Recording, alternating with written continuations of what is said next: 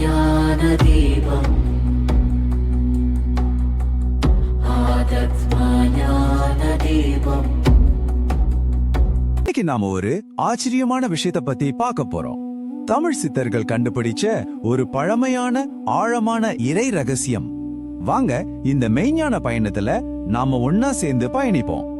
ஒரு நிமிஷம் யோசிச்சு பாருங்களேன். நாம வெளியில தேடிக்கிட்டு இருக்கிற பிரபஞ்சத்தோட அத்தனை ரகசியங்களும் எல்லா சக்திகளும் உங்களுக்குள்ளேயே உங்க உடம்புக்குள்ளேயே புதைஞ்சிருக்குன்னு சொன்னா எப்படி இருக்கும்? சித்தர்களோட மொத்த பயணமும் இந்த ஒரு கேள்வியில இருந்தா தொடங்குது. சரி, முதல்ல சித்தர்கள்னா யாரு? அவங்க வெறும் சாமியார்களோ இல்ல ஆன்மீகவாதிகளோ மட்டும் கிடையாது.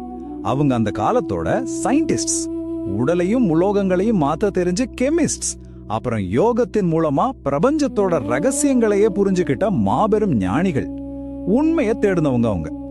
சித்தர்களோட தேடல் ரொம்பவே வித்தியாசமானது. அவங்க வெளியே இருக்கிற உலகத்தையும் ஆராய்ச்சி பண்ணாங்க, அதே சமயம் அவங்களுக்கு உள்ள இருக்கிற அந்த பிரபஞ்சத்தையும் ஒரு சேர ஆராய்ச்சி பண்ணாங்க. அவங்க கண்டுபிடிச்ச விஷயங்கள் இன்னைக்கும் நம்மள ஆச்சரியப்பட வைக்குது. இப்ப பாருங்க, இதுதான் ரொம்பவே ஆச்சரியமான ஒரு விஷயம். அவங்களோட ஆயுள் காலம் சித்தர் நூல்கள் படி அகத்தியர் 4 யுகங்கள், அதாவது பல்லாயிரக்கணக்கான வருஷங்கள் வாழ்ந்தாராம். பதஞ்சலி சித்தர் 5 யுகங்கள் வாழ்ந்ததா சொல்றாங்க. எப்படி இது சாத்தியம்? காயக்கற்பம்னு சொல்ற உடல் அழியாம இருக்கிற மூலிகைகளாலையும் வாசி யோகம்களை ஒரு ஸ்பெஷலான மூச்சு பயிற்சியாலையும் தான் இது சாத்தியம்னு சொல்றாங்க. சரி, இப்போ அவங்களோட முக்கியமான ஒரு தத்துவத்துக்குள்ள போலாம். இது பார்க்க ரொம்ப சிம்பிளா இருக்கும், ஆனா அர்த்தம் ரொம்ப ரொம்ப ஆழமானது. இதுதான் அது சித்தர்களோட தாரக மன்றமே சொல்லலாம். அண்டத்தில் உள்ளது பிண்டத்திலும் உள்ளது. அதாவதுங்க, இந்த பிரம்மாண்டமான அண்டத்துல என்னெல்லாம் இருக்கோ அது எல்லாமே நம்ம இந்த சின்ன உடம்புக்குள்ளேயும் இருக்கு. நம்ம உடம்பு பிரபஞ்சத்தோட ஒரு மினியேச்சர் மாடல் மாதிரி. இங்க பாருங்க, இது இன்னும் தெளிவா புரியும். பிரபஞ்சத்தை இயக்குற பஞ்சபூதங்கள் நிலம், நீர், நெருப்பு, காற்று, ஆகாயம், இது 5ம் நம்ம உடம்புல எப்படி இருக்குன்னு பாருங்க. எலும்பு சதையும் நிலம், ரத்தமும் உயர்வையும் நீர், நம்ம உடம்பு சூடு நெருப்பு, நம்ம விடுற மூச்சு காற்று, உடம்புக்குள்ள இருக்கிற வெற்றிடங்கள் ஆகாயம்.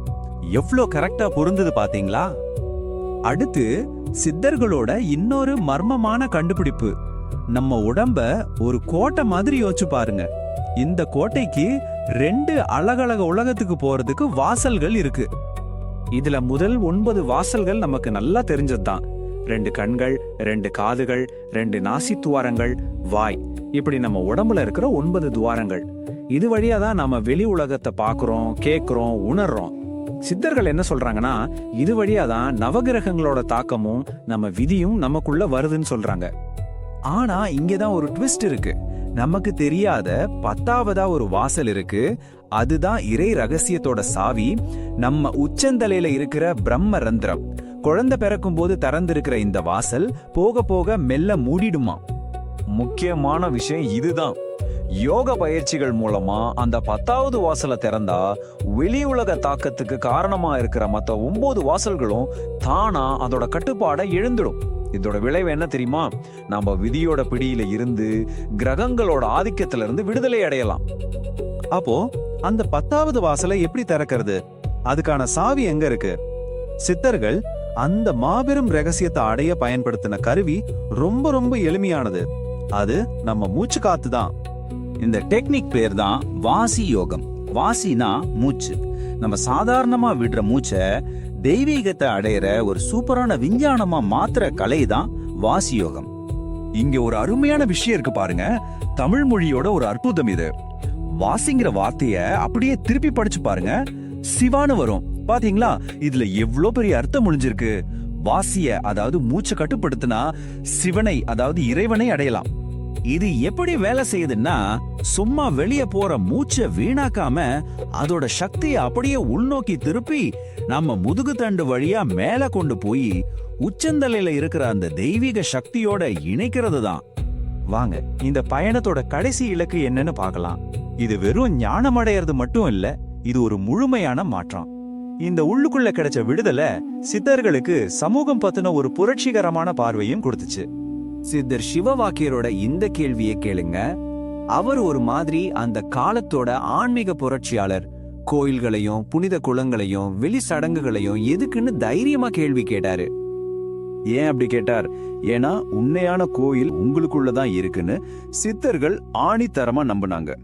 இதனாலதான் அவங்க ஜாதி பிரிவினைகளையும் தேவையில்லாத சடங்குகளையும் கடுமையா எதிர்த்தாங்க. ஒவ்வொரு மனுஷனுக்குள்ளேயும் தெய்வம் இருக்குன்னு சொன்னாங்க. அவங்களோட அல்டிமேட் கோல் என்ன தெரியுமா? ஒளி உடம்பு அடையறது. அதாவது யோக பயிற்சியோட உச்சத்துல நம்ம இந்த சாதாரண உடம்பு மரணத்தையே ஜெயிக்கிற ஒரு தூய ஒளி உடம்பா மாறிடும். இதுக்கு பேர் தான் மரணமிலா பெருவாழ்வு. இவ்ளோ நேரம் நாம பிரபஞ்சத்தை பத்தி ரகசியத்தை பத்திலாம் பேசிட்டோம். ஆனா இந்த மொத்த பயணமும் கடைசியில எங்க வந்து முடியுது தெரியுமா? உங்க கிட்டதான், உங்களுக்குள்ளதான். சித்தர் திருமூலர் என்ன சொல்றாரு பாருங்க. உடம்பை வளர்த்தேன் உயிர் வளர்த்தேனே.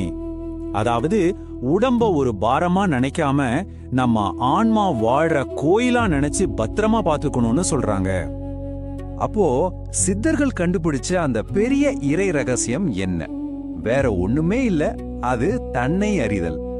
உங்களுக்குள்ள இருக்கிற அந்த பிரபஞ்சத்தை நீங்களே கண்டுபிடிக்கிறது தான் அந்த கடைசி ரகசியம். சித்தர்கள் அவங்களுக்குள்ளேயே பிரபஞ்சத்தை பார்த்துட்டாங்க. இப்ப நீங்க உங்க தேடலை எங்க இருந்து ஆரம்பிக்க போறீங்க? யோசிச்சு பாருங்க. இந்த தகவல் உங்களுக்கு பயனுள்ளதாக இருந்தால் லைக் செய்யுங்கள், ஷேர் செய்யுங்கள். எங்கள் சேனலை சப்ஸ்கிரைப் செய்ய மறக்காதீர்கள். இது உங்கள் ஆத்ம ஞான தீபம் சேனல். ஜோதிடம் மற்றும் ஆன்மீக ரகசியங்கள் பற்றி மேலும் தெரிந்து கொள்ள எங்களுடன் தொடர்ந்து இணைந்திருங்கள். மீண்டும் ஒரு புதிய ஆன்மீகமான வீடியோவில் சந்திப்போம். நன்றி, வணக்கம்.